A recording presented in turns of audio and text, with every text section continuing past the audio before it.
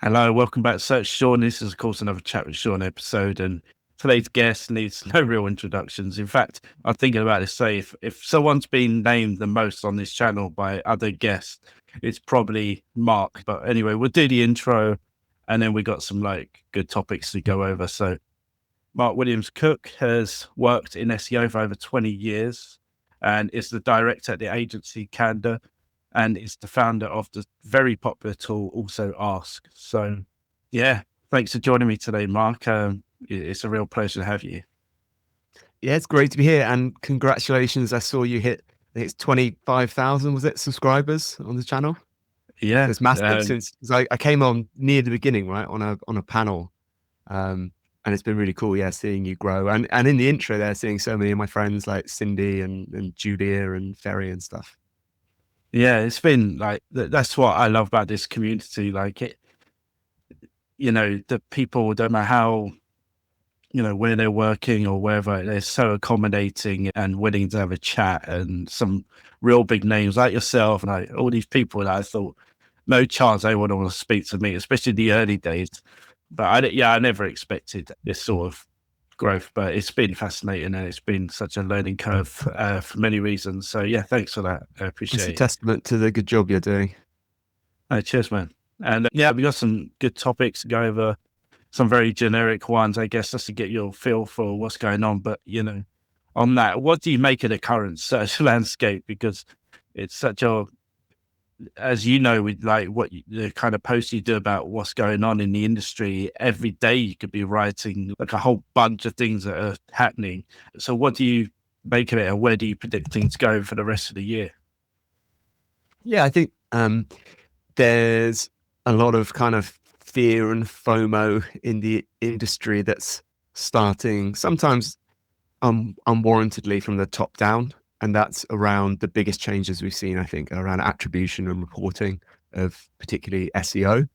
So that's changing user behavior and, zero-click searches, people learning things in AI overviews and on Perplexity, Claude, ChatGPT, those kind of things. So the crutch of the reporting that we've had for so many years that made it relatively easy, at least to demonstrate growth drivers, this is how many clicks we've had, this is how many visitors we got, isn't this nice and easy to mention? That's, very quickly evaporating.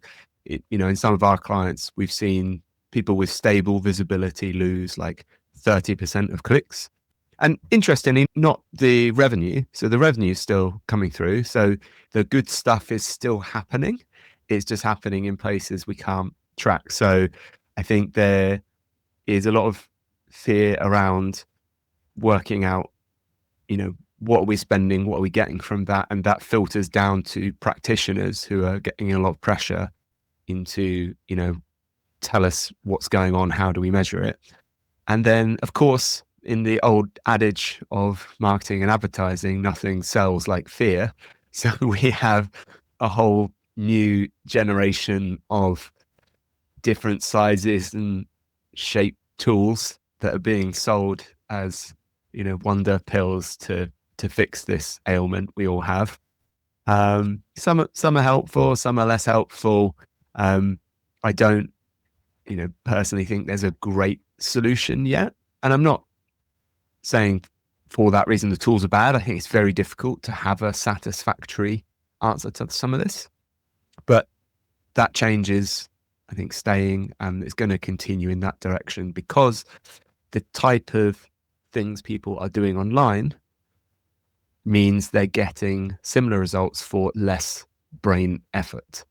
Again, for better or worse, there's all kinds of interesting conversations around what happens when you start switching bits of your brain off and relying on AI. But that's one thing we've always seen with technology, which is if you can give someone a way to do a thing that is less hassle or less effort than the previous way, eventually people will migrate to doing it that way.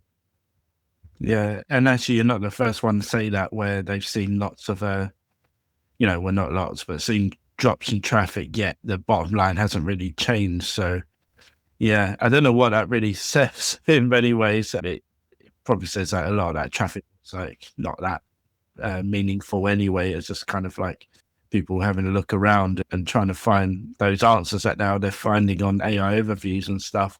But yeah, in the sense of generally, like, where do you see it in terms of, obviously there's a battle going on, will Google go full AI in such like AI in mode? That's the question on everyone's lips. Well, how long before AI mode becomes the default, if it does at all? And will ChatGPT continue, they're going up and down in terms of like their market share and how popular they are. And then obviously they've been in the news recently. A lot of people got turned off from them and went to other models like Claude. So it's like, yeah, where do you see that all playing out?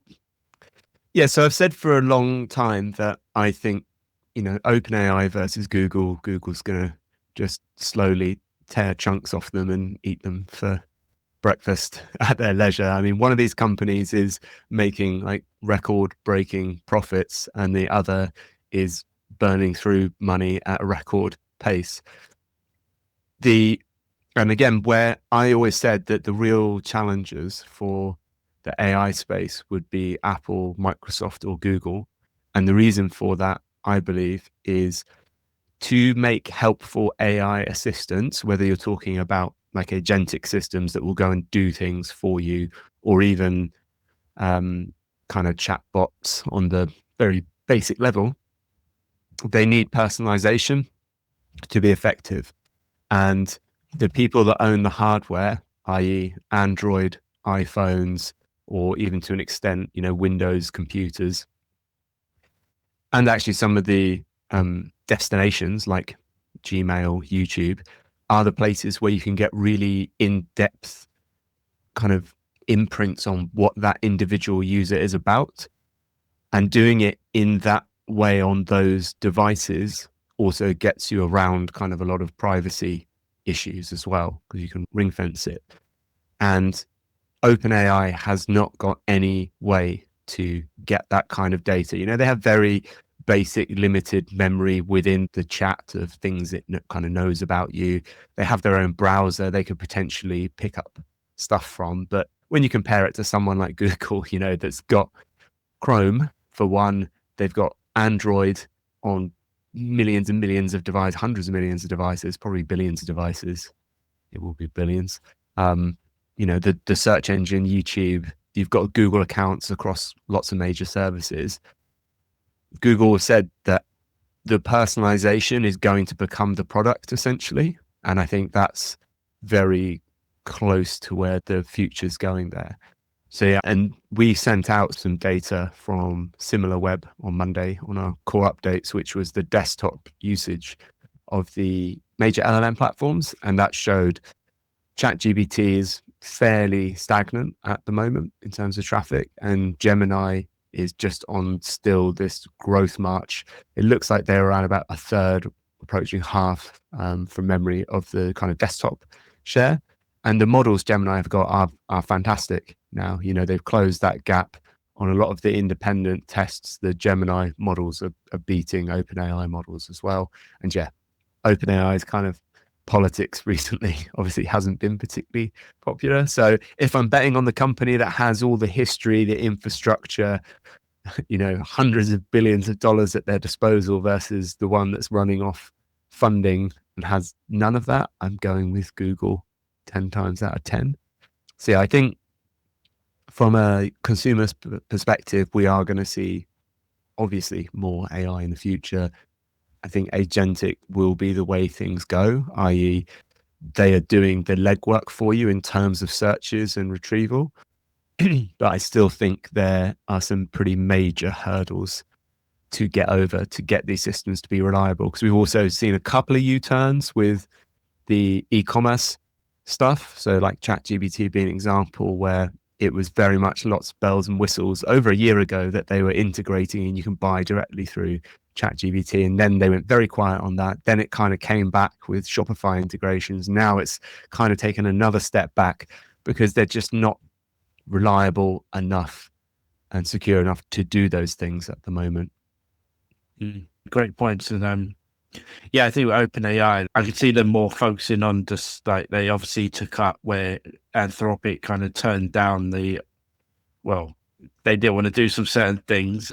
and OpenAI sort of jumped at the chance to take the government contract. I can see them kind of living off that sort of thing where they're working closer with organizations like that, like the governmental sort of side of it, rather than, yeah, I think the general part, I think Google will dominate that sort of search side of it. And maybe a few others can pick up the other pieces. And, but when I Eli Schwartz on, he was saying about how, similar to what you're saying, obviously Google has all the infrastructure, they have all the data, they have all these different things, and Meta sort of have.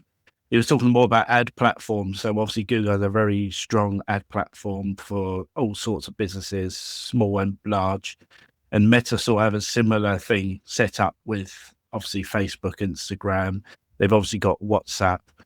So he thinks that Meta could be like a dark horse in all this as well. Obviously, they've just bought, I think I saw this in the news this morning, they just bought the kind of AI agent based Reddit website and Malt book, which was interesting. Obviously, don't know what they want to do with that, but it's just, you know, they've got their wearables that isn't really taken off that much yet, but who knows? But that's what he was thinking. I don't know what you think about Meta's position and all this. Yeah, I guess I'm not as close to the paid search side of things anymore because I don't work in that area now. I mean, Meta for me, from when I did work with them, that just as a personal gripe, that Meta ad platform is like the worst thing I've ever used. I saw him, I'd love to get like to watch a live stream of Mark Zuckerberg trying to like set up some ads on Facebook to see how he gets along. I mean, they've taken some atrocious bets though. That whole, what were they calling it when they tried to launch their whole like VR thing? Do you remember The that? metaverse and that. The metaverse. There we go. I tried to scrub that from my memory, but I just kind of watched that unravel, you know, jaw on my desk. Like, this looks like 10-year-old like VR stuff that we've had better stuff in video games for years and years. And there's just like no good use case for this. I don't know if, so I've got a Quest headset now, and I don't know if you've ever tried working in VR. So they have like an app where you can do that. And it's just the most, and this is coming from a gamer, right? You know, this is my youth. It's the most fatiguing thing trying to work in VR because everything's not quite the right resolution. Things kind of flicker in and out. It's just the worst. So I'm not surprised many of their initiatives haven't kind of, you know, spiraled out. I have been using their model, the Llama model, like locally for some stuff, which is decent. But in the AI search space where I'm in, I just can't see them getting their kind of shit together to make it, because these other players are like focused and moving fast on all this. And it just seems that Meta is just swimming through their absolute fortunes of ad revenue, which is great because they own such a big chunk of that, what I would refer to really as the social web rather than the open web, because I'm primarily dealing with, you know, from the organic side of things, the open web and the indexing, surfacing of that. Whereas Meta to me are really kind of the Lord protectors of, like you said, the Facebook, the Instagrams, the WhatsApp, which are all ring fenced, you know, communities outside really of the open web. They let people in and look through the windows and stuff, in terms of, you know, Instagram made that change like last year about having posts indexed by default. But for what we're talking about, i.e., I think a future of agentic search, AI assistants, Meta will have their part in that. And with respect to if anyone ever listens to this, I always feel like they'll be more like, they'll have their toys in that area, but they're not going to be driving the kind of commercial side.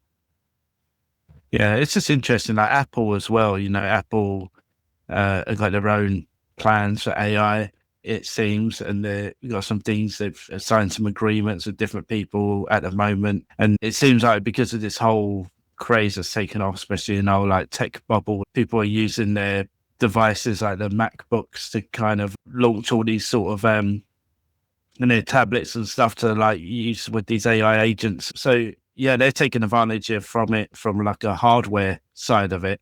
So yeah, it's really signed Siri to use Gemini, if I remember rightly. I believe Yeah, they they signed the signed. deal Yeah, recently. yeah. Yeah, with And to that. me, Yeah. that was like the big competition for Google then is just putting their hands up and being like, we'll just go with you, let's not fight. So that to me was when I was like, yeah, Google is going to win this now. If they, because there must be some agreement there, or it's either going to be a huge kind of cash agreement, or if that model can do anything with those devices in terms of training, they've basically got between Android and Apple, that's like what 99% of the phone market covered. That's what I mean.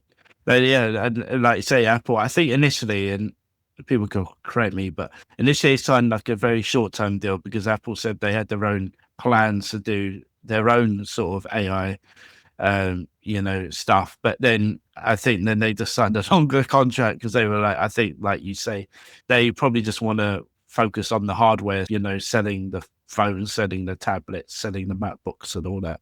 And they can just lean on like to Google to do the stuff on the search AI side. I think we'll see that with a couple of big companies. I think Microsoft's a really great example of this. So Microsoft just used to be about Windows, right? That's what Microsoft was. It was like, Windows 95, 98, whatever. This is Microsoft. And then they got a little bit of a bad rep over the years. They went through the villain arc of everyone hates Microsoft and Windows is rubbish.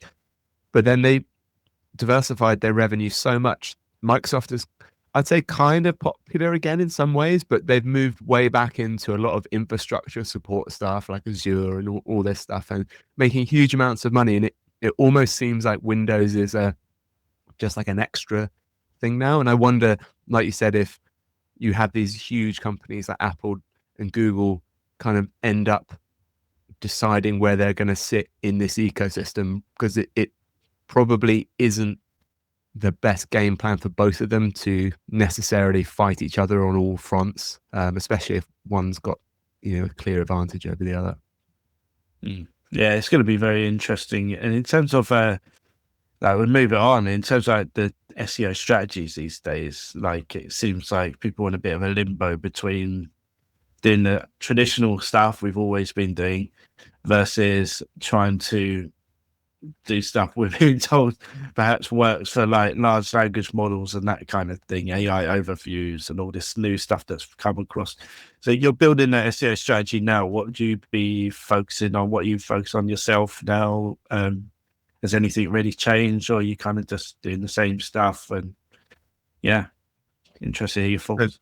This is actually, I find this topic so interesting, and this is what I'm going to do some of my conference talks on this year, which is about decision making in SEO and how you decide what route to take with your strategy. And I think it's worth the kind of caveat that I'm always talking from a perspective of someone working at an agency who is working with companies that want to be around for a long time. And with that in mind, everything we do is focused on revenue, basically, because that's why pretty much all organizations exist. Even if they're like charities, they want to talk about how can we get donations, or how can we raise money. So the strategies that we plan, we're trying to get the highest expected value for the client, which includes a time period. So to take two extreme examples, there are completely black hat things that I know definitely work, and you can rank very well in weeks and make lots of money doing that. But you will get stomped out, within a month or two with some of these techniques, right? So the best, say, expected value over 10 years is one where you are having incremental kind of value. And I saw a really famous gambler called Daniel Negreanu. He's a famous poker player. And he was talking about if you played paper, scissors, rock with someone, and you knew that your opponent's strategy was they were just always going to do rock. That's what they were going to come in with. And they're like, I'm just going to do rock every time. And his question was, what's the optimal way if you were to play them forever? What should you do? And the most common answer people give is, well, I do paper every time because they're going to do rock every time. And he's like, no, because they would notice after 10 or 20 times that, okay, it's not working, so I have to change what I'm doing. He said the optimal thing to do would be to do all three, but you do paper just slightly more, imperceptibly more, so they don't kind of notice that they're slowly losing more and more over time. And then that's the way to get the best value over time.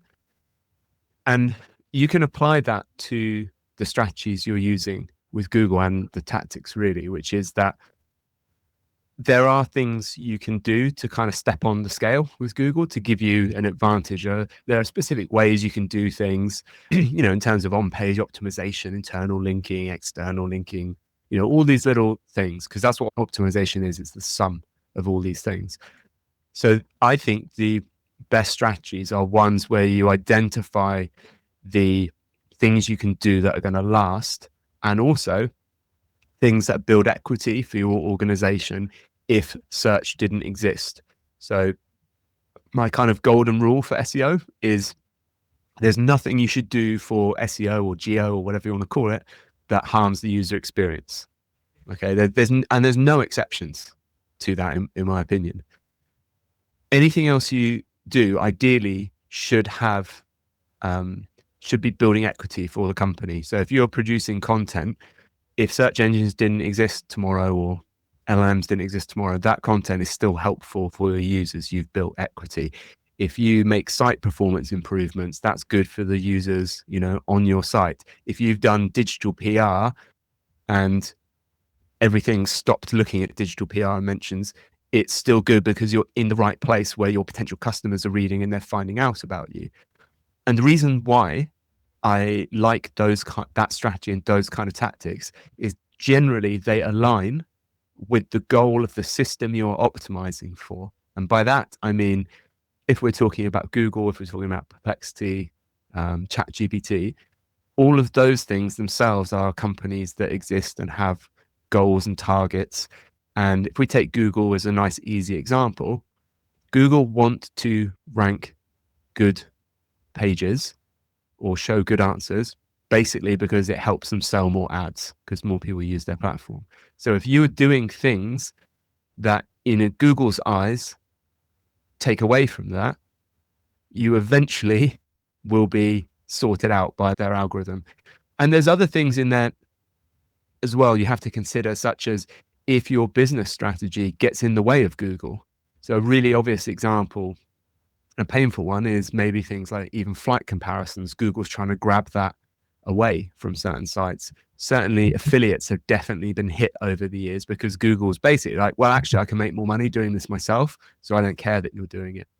So making a strategy now is very much for me about long-term alignment with the platforms you're on, making sure you have a strategy that builds equity for your organization online, digitally, however you're doing that. So you're less exposed to changes in algorithms, to changes in user behavior, because all of these systems are ultimately trying to measure the human satisfaction with the thing you're building. So if you're trying to build to satisfy the machine instead of the end result, the human, you'll likely end off at some point hitting some rocks. And it's so tempting to do some of these tactics that do work well. And it's one thing I've noticed, if you look at people in the industry, the ones giving the advice about these longer term strategies are normally people that have been in the industry longer, because we've all had to try and recover from websites that come to us with all these crashes. We've got another wave of them at the moment, which is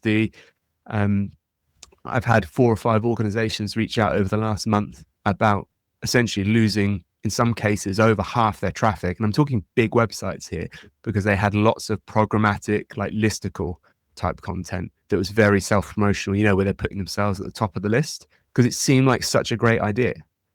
But now Google has, rightly decided, actually, that's not really what people want. We're not aligned here. So they've just been rug pulled, and now they're trying to figure out what they should have been doing in the first place.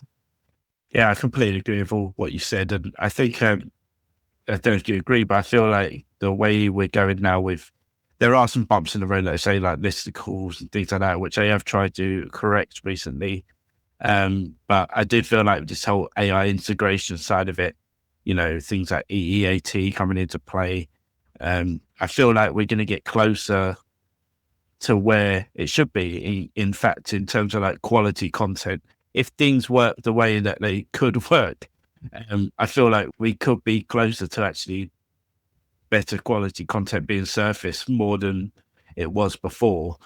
I feel like perhaps it could be less gamified than what it has been in the past. But at the moment, we're in a bit of an area where, because it's so new, and I don't even think the platforms really know what's going on with it that much, and they're working it out. There's still a lot of room there to gamify it. But I do believe if it goes in the right direction, we could be in a better place for users, you know. I mean, that's the hope. I think the newer platforms on the block are in for a rude awakening, because I don't think they realize quite how ferociously SEOs and adjacents will go after flaws in their platform. Google's been pretty chill about the whole thing. I think it was Liz Reed was doing a talk the other day talking about AI produced content and basically saying, yeah, we've been dealing with, spamly produced content, spamily. I love that word. I just made it up. The kind of spammy produced content for 2 decades now. And she was basically saying this is no different. It's just the way it's being produced has evolved, and we'll cat and mouse it.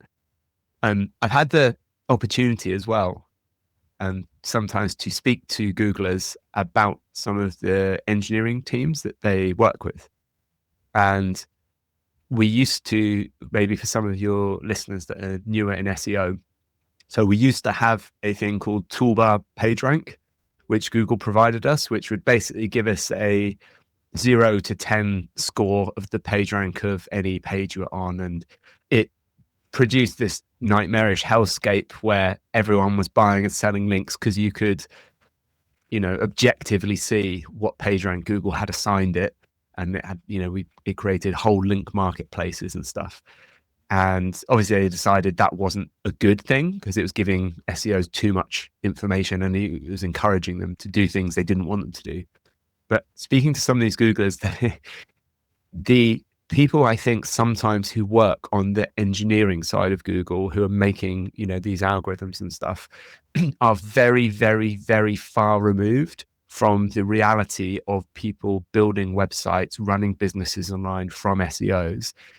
And they underestimate the depths SEOs will go to get an advantage. Because I've been told there have been conversations where the engineers have been like, oh, well, we can just give them this score, like in Search Console.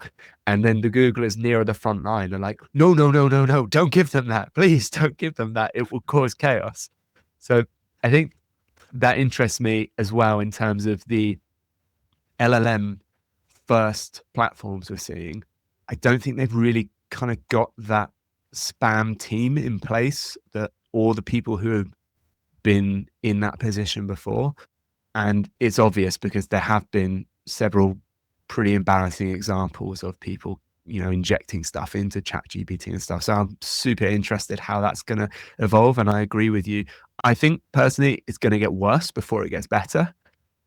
Because the technology, normally you get this flow of, you get the new tech and it's all great.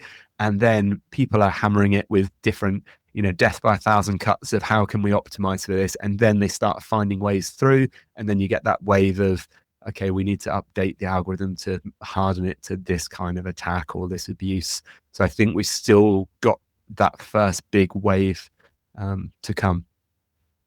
Yeah, I agree. And yeah, it'd be very interesting. And it's because there's so many sources of information as well. Like they got to contend with, they got to Google Discover.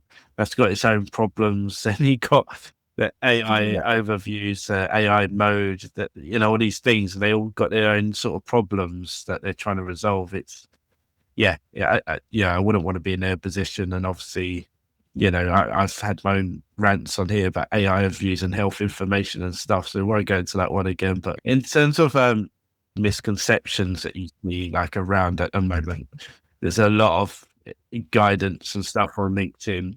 Actually, I saw today that LinkedIn became like the biggest influencer for LLMs, or it's like grown hugely, like in recent weeks in terms of influencing large language models. It was obviously Reddit, then they had a bit of a nosedive, and then YouTube became very influential, probably still is now LinkedIn.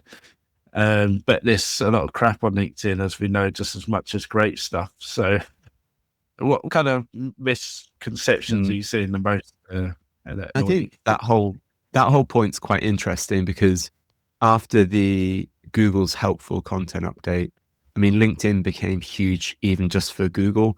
We had loans sites, or just AI loans content on there ranking for tens of thousands of really expensive keywords just because it's generated content on LinkedIn, and Google loved the domain.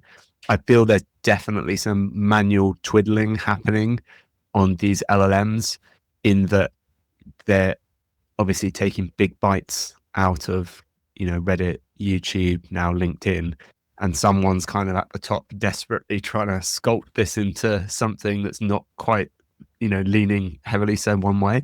And I think that's happening because they're still reliant on traditional search indexes to get this information, right? And these sites do surface a lot in traditional search. So it's just a cause effect kind of loop, and they're trying to fix it after the results are coming out. That's what I feel is happening. In answer to your question about kind of misconceptions and stuff, again, this is probably gonna, because I'm although my first talk is in like 12 days, I haven't started my deck yet. So I'm still very much spitballing ideas, but I think there's a lot of what I'd maybe rudely describe as faulty thinking in terms of tests and conclusions that happen. And while we are doing business, we're not doing science, as Will Critchlow always so brilliantly puts it.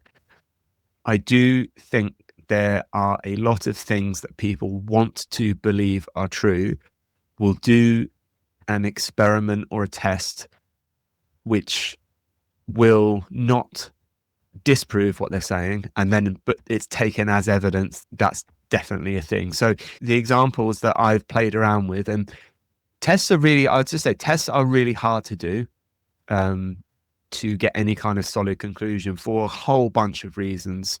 So I very broadly try and test concepts about how search engines are working, rather than things like what's a ranking factor for, because it changes on every single site, every niche. It's almost impossible, I think, to do that unless you've got access to huge amounts of data like the main platforms. But to give you some examples, the ones I've done most recently, you may have seen, was I did a test with schema, on-page schema, JSON, LD schema, and LLMs, because the reason is I'd seen a lot of advice saying, okay, schema is like a geo thing because it's machine readable, it's structured, therefore it's really important for LLMs to understand your content. Like, okay, fine. And then as evidence of this, I saw someone had put schema on a page. I think it was like a business address they did, and they didn't publish the actual address on the page. And they asked ChatGPT about it, and it managed to get it. And they're like, see, it uses schema. This is proof. So I did another test, which was essentially recreating it, but I made up some schema about ducks that didn't exist, like waddle style and read number and all this, and put it on the page, and then asked the LLMs about the address for this company. And again, it was just like, yeah, this is the address, despite it not being valid schema, which again doesn't disprove that LLMs use schema. Because again, I had people saying, well, it doesn't disprove this, da da da.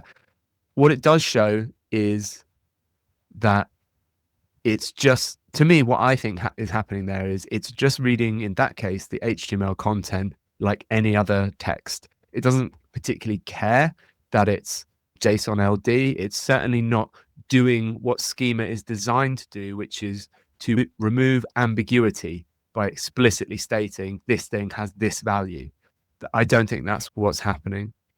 So I was just trying to demonstrate, look, you can't just say a thing and then prove it with a test that doesn't prove you wrong, because I can just make ridiculous tests that do that and then make claims. And the other one that got popular, because I've done a bunch of these, was the cats.txt thing, right?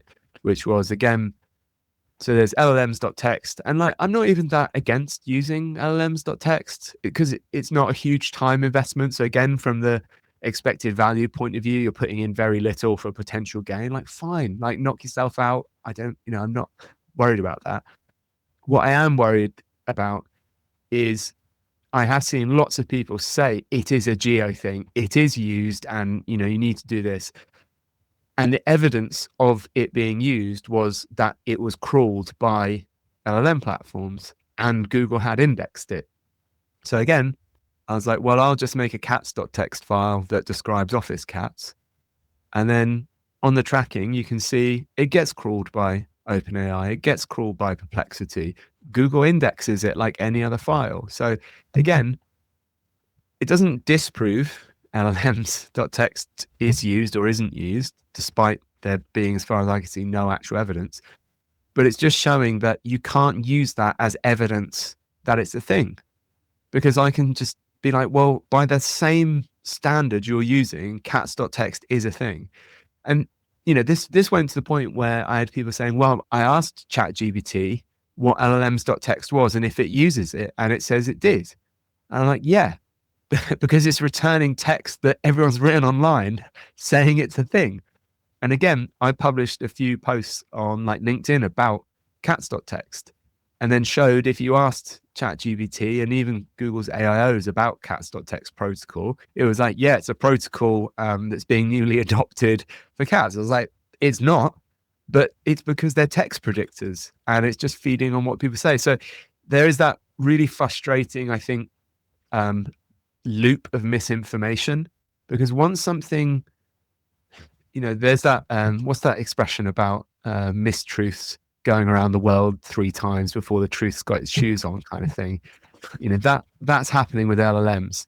You get a mistruth, it goes kind of viral because it's people want to believe it, so then it gets republished by everyone who is like, I'm a thought leader, look, I read this thing, and then the LLMs hoover it up, and then kind of all the massive people that want to learn about it are like, oh, LLMs are a great tool for learning. And then they get the misinformation. So I think there's a lot of that happening at the moment. And I'm not saying necessarily right now it's causing huge problems. I'm just saying that way of thinking will lead to lots of wasted time, effort, money, lost revenue, lost jobs. And it just makes the industry look a bit silly, in my opinion. Yeah, you got to be careful with we got so much to do. You got to be careful where you spend your time and prioritize and stuff. Yeah, it's a tricky one. And I just want to get through a few more topics while I've got you here, because this one really interesting, because you had this great Spotify series, and I don't know what happened to that, because I know Spotify did a bit of even with some of mine, it got rid of some episodes, but some of you're really interested in the patterns side of it. I've been reading recently about some of the recent ones that Microsoft, Apple, Google are all doing. Very interesting stuff about emotions and how they're going to try and read a lot more into people's actual, how their tone of voice, or how aggressive they're typing, or their facial expressions and everything like that. It's going to be very interesting. What ones are like catching your eye at the moment, and what people may not be aware of? So the Payton podcast, I haven't added to that, I think, since like May last year, just because I'm trying to juggle about 200 balls at once. So some of them sometimes have to hit the floor. So I was using Notebook LM to make little podcasts about them, because I personally struggle to sit down and read patents cover to cover. So what I was doing was getting Notebook LM to have like a 10-minute chat about them, which I'd listen to on my commute. And then based on how interested I was, that would determine if I actually bothered reading the whole thing. Patents is an interesting one because I use them essentially to reinforce my decision making, because just because a patent exists doesn't mean it's kind of deployed, doesn't mean it's active in search, doesn't mean it's integrated in that particular way. And again, you have the danger of making these kind of faulty decisions if you take them literally. So I always use them as this is another piece of evidence. So when someone maybe says to me, oh, I think search engines are using this thing as a ranking factor, I'm always like, what primary evidence do you have of that? Has a Googler spoken about this? Is there documentation on it? Is there a patent about it? Because all these things point towards that. And it was super helpful when we found our Google exploit trying to kind of trace back on things that we saw mentioned in different bits of kind of variable names to try and track patents down. So that was how I discovered the like site quality patent, and that got me on a whole different rabbit hole.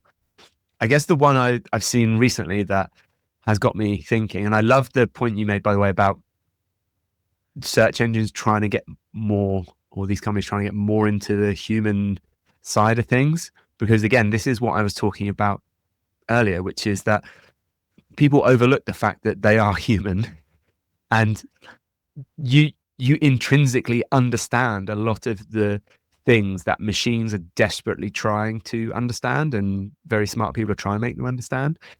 So I feel some people sometimes dumb down their strategies for machines and are unfuture-proofing themselves because they're not aiming for where the machines are going. But I keep digressing here. To answer your question, I think the most interesting patent that I've seen recently is this one. I can't remember who covered it first. I think it might have been Joshua from AMSIV, which is the patent around Google using AI to create landing pages. Because I think this is highly likely to happen, because we've seen the similar things happening in their ads platform over the years, which is, don't worry, we'll write the ad title for you. Don't worry, we'll write the ad for you. Don't worry, we'll make the creative for you. Don't worry, we'll decide what keywords to bid on for you. It's more and more of the decision-making and power is going into this big machine learning model for better, or definitely for Google for the better, arguable for advertisers. But in terms of what I said, alignment to Google's own ambition and model, that sits very firmly, I think, in that lane, i.e., we will make more money if we determine what is said on the landing page because we have all the data, which I don't necessarily like. But when it comes to placing future bets on what's going to happen, I think that to me feels likely, because historically, a lot of the changes Google have made have been about keeping people in their ecosystem. Featured snippets, PAAs, AI overviews being the obvious one. Even the stuff we had 10, 15 years ago, which, the first things which were, if you Googled the weather, you didn't have to go to a weather site anymore. It just showed you the nice little panel of where you were and the next 7-day forecast. So yeah, I think that's really cool that people are, as a community, looking out for these patents. I think if anyone wants a vibe coded AI project, I think that would be a super good idea for yourself, to have a little agent that's constantly combing through and downloading patents and looking for stuff specific to search for SEO, and then summarizing and slacking you about them, because there's hundreds and hundreds of these, obviously, and they're pretty heavy reading. So it's a great job for an AI assistant to go and maybe help you with your fortune telling. Yeah, I love that. Yeah, that's the, not, like you say, necessarily actually going to be acted upon or in the way that they've put the patent down. It's more about, what I find interesting is, like, a big part of our job is mainly like reverse engineering things. Like, we're trying to work out how Google makes their decisions and trying to please them and please other engines that we're trying to show up in and stuff. And I just find it fascinating trying to get in their head, because you are kind of getting into their mindset, whether that's Apple or Microsoft or Google. Like, they obviously thought of this and thought it was a good idea that they need to have it secured, so for some reason. So yeah, it gets in their head a bit. In terms of agencies, obviously you run one.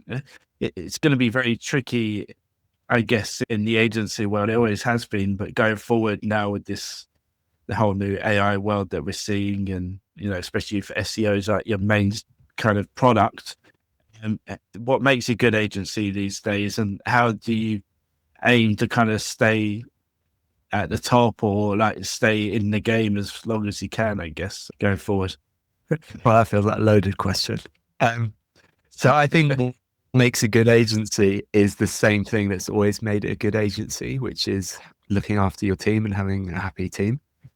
because an agency is just a collection of people that work together. It's very rare you have a massive advantage with, specific bespoke tooling or data.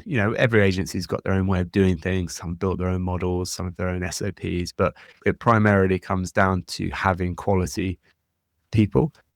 So if ever I'm talking to other people in other agencies, or if I want to figure out how another agency is doing, I always ask about their staff turnover, because to me, it's the biggest indicator on how things are going if people are leaving.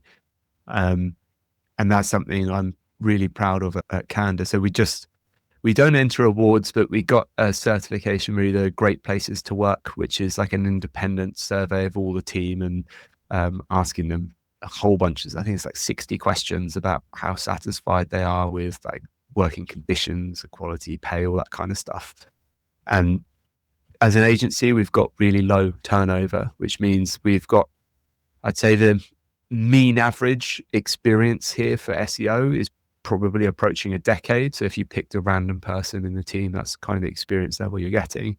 And they can work with clients over multiple years, because that level, I think, of understanding is more important than ever, because it's not just like SEO is not just now, okay, we'll optimize some keywords and we'll chuck a load of links at it. There's a lot more involved strategic processes that include understanding the brand and the customer and the messaging to plan for that long term. I have noticed, because I deal with a lot of the kind of incoming leads that we get, a lot of them are asking about AI and geo. And I've been a little bit stubborn, kind of cut nose off to spite the face, in terms of when I've had people be like, we know what we're doing with SEO, we want a geo strategy. I've kind of been like, in my opinion, that's not particularly a thing. If anything, it's a subset of SEO.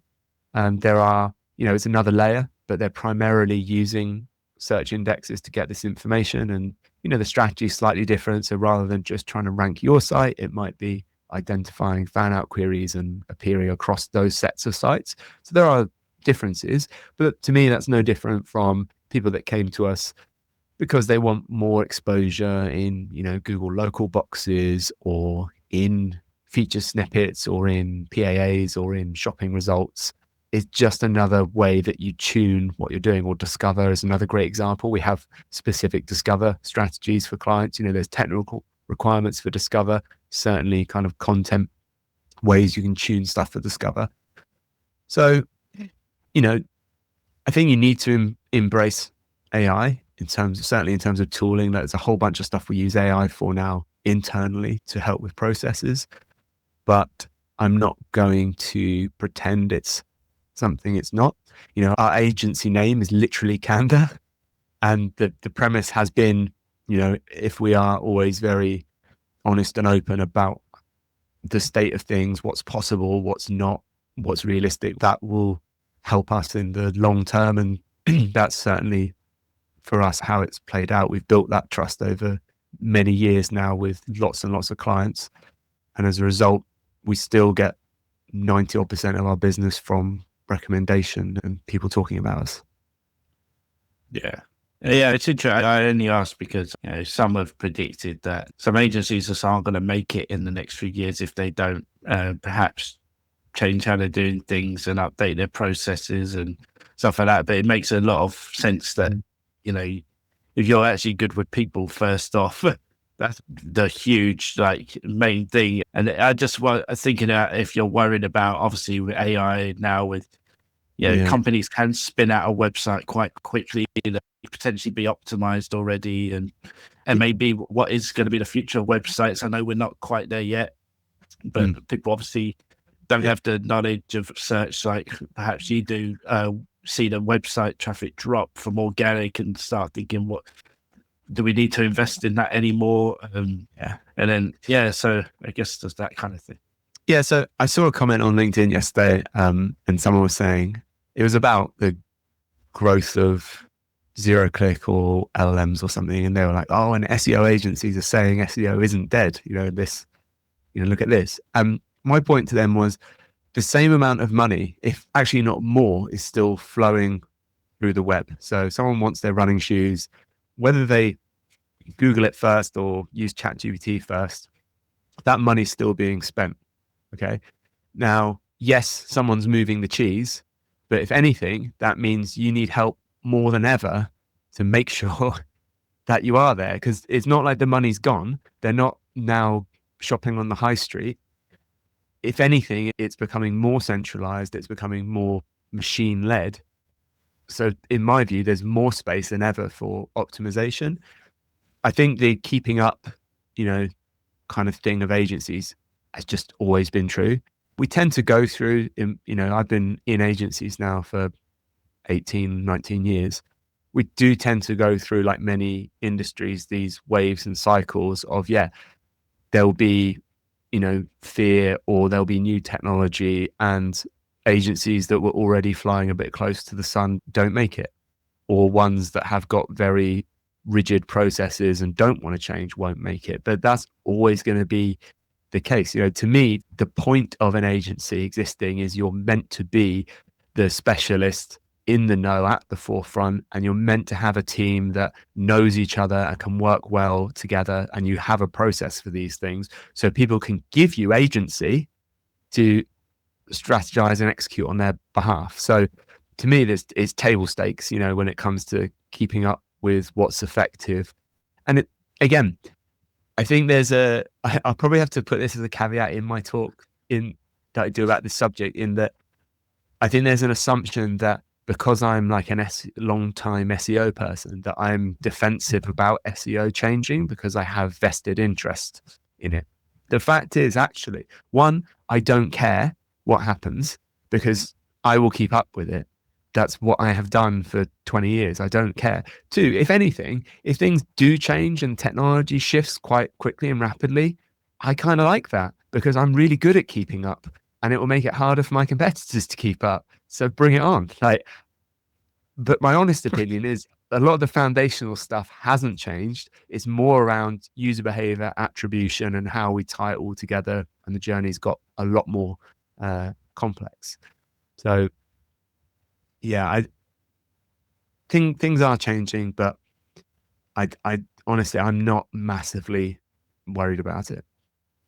Yeah, I guess like you said it, and it's like in-house. It's also the way you're messaging things to clients or stakeholders. That's going to be key. And if you're good at doing that, if you've always been good at that, then you shouldn't have any problems. And like you say, it's not like, I mean, that people do have less money in their pocket these days for other reasons, but there's still money being spent, and there's also not like search is going away. It's just being searched in different ways. And in fact, we've seen like there's probably more search than ever in different business, or many different ways, methods. So it's your point on websites actually was quite interesting. So about people like vibe coding, small sites, pages. I mean, again, that's something I think that's been around for a long while with platforms. For instance, like Wix has been an easy way. Like I've got a friend about 4 or 5 years ago who's a roofer, who was like, "Oh, you do websites, can you build me a website?" So of course I was like, "No,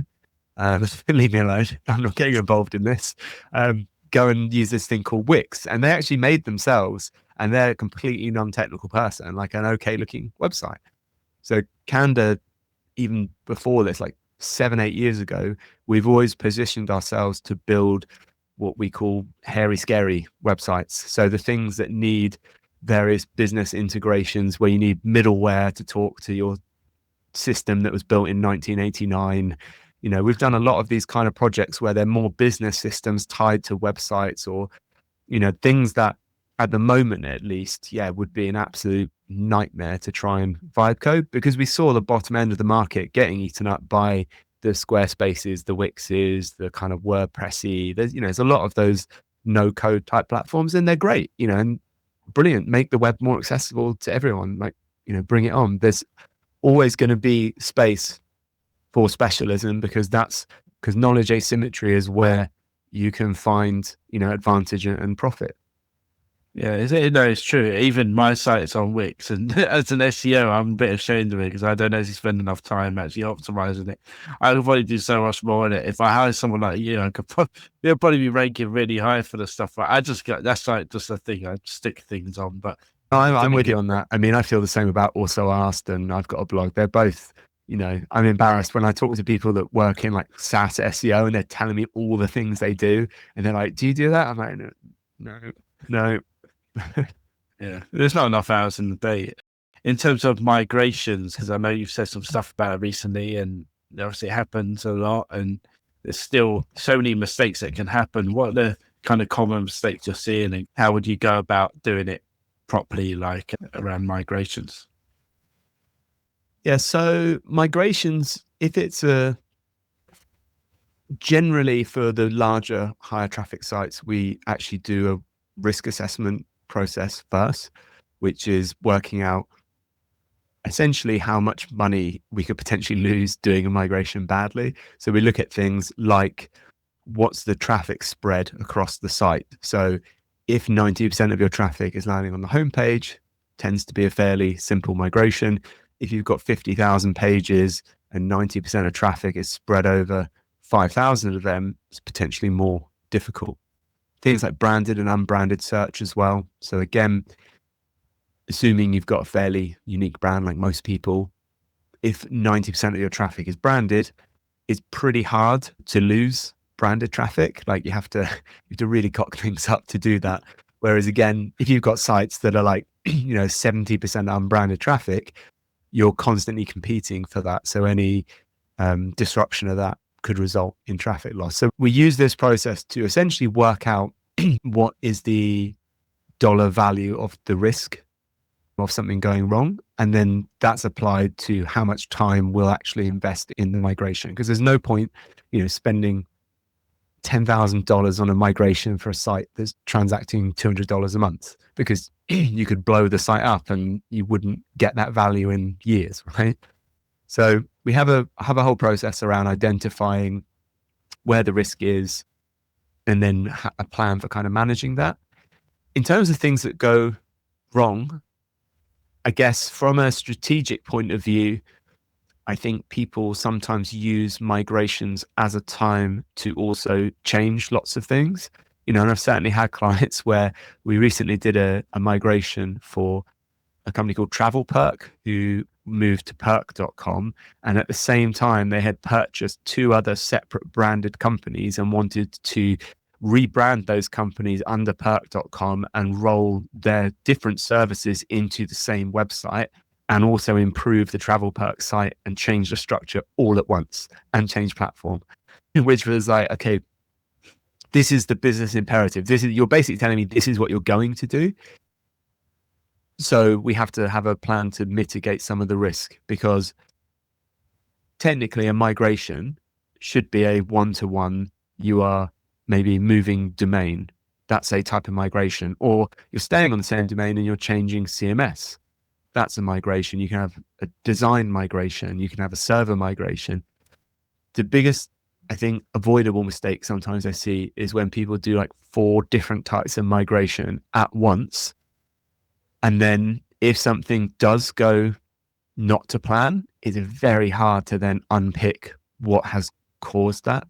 In most cases, not in all, there's some way to stagger these approaches. So again, I've done migrations where we've done like 20 country websites, and we've started with some of the smaller ones when we've been making bigger changes to see if everything went to plan. And then we slowly do the other countries when we're sure that we're getting the results that we expected, rather than just chucking it all over YOLO and see what happens. So I think there's that strategic element. On the tactical side, on the actual nuts and bolts, I think there's things that go amiss. Like if you're doing a crawl of a website, you might miss a whole bunch of like non-canonical URLs that have got important links from other sites. So common examples might be where you've got really great links. Say you've got a mailing list that goes out to 50,000 people, and you've been running that for a few years, and your kind of fans or other sites have been linking to your resources and they've got the links from that email. It may be that they have your kind of UTM tracking code stuff on. And I've seen sites that have had redirects set up where, because it's got a UTM code on the old URL, it doesn't get migrated. So you're essentially losing a load of links, which we know are still super important to ranking. and then they see a drop after the migration because they've lost 500 decent links, and everyone's scratching their head looking at the redirects or something, or not where the problem is. So things like that, I think, are an issue. And as well, painfully common is moving from fairly ironically fast old school websites to very JavaScript heavy frameworks. And that tends to be more, unless it's really bad, tends to be a more subtle impact. Of literally, I've seen sites go to a worse user experience. So auditing the new site kind of on staging and comparing the things that will affect search and users, those things go hand in hand, and making sure you're in at least the same position, ideally better, before you go live. And the last one, which is a big one, is looking at the internal link structure. So if you've got pages that are really important on your current site that rank really well, a lot of the time when a site's redesigned, the internal link structure changes. I like to do a crawl to essentially check that the important pages that are ranking are internally linked to with the same prominence as they were previously. So if you have a page that ranks really well and it's in your main menu, it's probably linked then to from every single page on your site. If something gets redesigned and it ends up in a sub menu like a click down, you could potentially lose thousands of internal links from pages themselves, which have links from the web. And again, that has a knock-on effect of suddenly a page that was driving significant revenue isn't ranking anymore. So it's normally the small things that trip you up on migration. So yeah, keeping it simple, modular, phasing it, and trying to keep as much the same as possible. And then if you have improvements, again, trying to do them post-launch once you're happy everything's kind of gone as you would like. Yeah, it all makes sense. I mean, the only thing I would add was if like there's company owners or whatever that watch this, or devs, but making sure you get the right people in the room at the start, not just like, SEO at the end and fix all the crap that's gone on Just because we've not been SEO on the end. Yeah.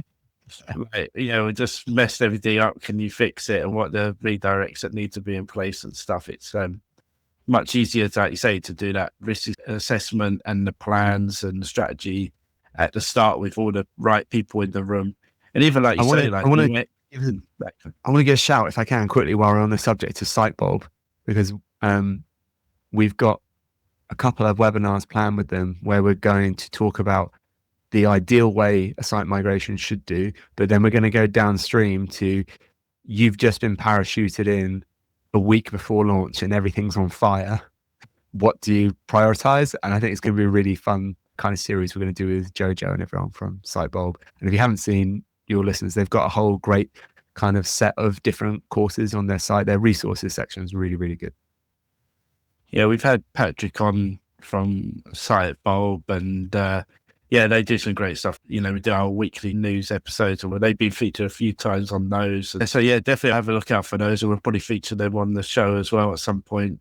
Sounds really interesting and sounds like something we've all been there and would like some advice on.